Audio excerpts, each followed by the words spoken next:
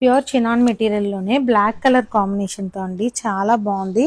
Blouse అది ప్లెయినే వస్తుంది అనమాట. మీకు ఆల్రెడీ షార్ట్స్ లో చూపించాను కదా, అంటే ఒకే వీడియోలో పెట్టడం టైం సరిపోదని నేను ఇలా కొంచెం కొంచెంగా కలర్స్ పెడుతున్నాను.